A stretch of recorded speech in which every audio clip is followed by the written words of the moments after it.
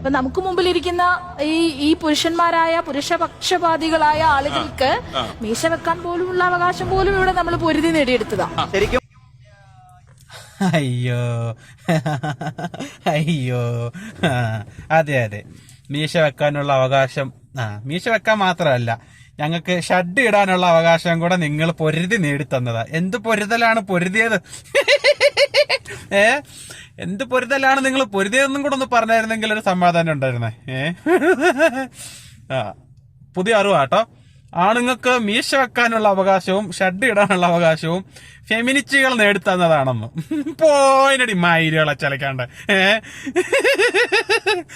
മൈലുകളൊക്കെ അഴിച്ചിങ്ങനെ വിട്ടേക്ക. ചോദിക്കാനും പറയണതൊന്നും നിനക്കൊന്ന് തറവാട്ടില് തന്തയില്ല തറവാടും ഇല്ലാത്ത കുറെ എണ്ണല്ലേ, നിന്നെയൊക്കെ ഇങ്ങനെ അഴിച്ചു വിട്ടേക്കുക. നേരെ മുളക്കുമ്പോ അഴിച്ചു വിടും. കന്നുകാലികൾ മേയുന്നതിന്റെ കൂട്ട് ഇങ്ങനെ എവിടെങ്കിലും ഒക്കെ മേയും. നീയൊക്കെ ഇങ്ങനെ നടന്ന് നീയൊക്കെ നാട് നീളം നടന്ന് മേഞ്ഞ് നടക്കല്ലേ. ആര് ചോദിക്കാൻ ആര് പറയും? നിനക്കൊക്കെ ആരെങ്കിലും ഭയമുണ്ടോ? ദൈവത്തിനെയും പേടിയില്ല, മനുഷ്യനെയും പേടിയില്ല, സൃഷ്ടിച്ച സൃഷ്ടാവിനെയും പേടിയില്ല, ഒന്നിനെയും പേടിയില്ലാതെ നടക്കുന്ന കുറെ വർഗം ഫെമിനിസ്റ്റുകള്.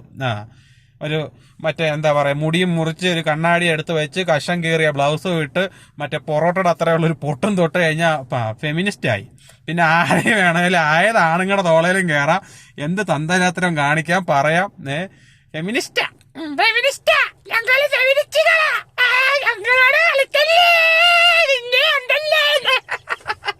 പോയിനടി മഴയാളെ. ഇതിനെയൊക്കെ പിടിച്ച് ഇതേപോലൊക്കെയുള്ള കുറെ അപരാധങ്ങളെയൊക്കെ പിടിച്ചിരുത്തി ഇന്റർവ്യൂ ചെയ്യുന്ന ഈ ഇങ്ങനെയൊക്കെ പറഞ്ഞാൽ ആദ്യം അയാളെയൊക്കെ വേണം അടിക്കാനായിട്ട്. ഇതുപോലുള്ള തോലിപ്പികളെയൊക്കെ പിടിച്ചിരുത്തിക്കൊണ്ട് ഇന്റർവ്യൂ ചെയ്യുന്ന കുറെ തൊലിഞ്ഞ പരിപാടികളും. ആണുങ്ങൾക്കങ്ങ് മീശ വെക്കാൻ മൈരളെ പോ നീയല്ല.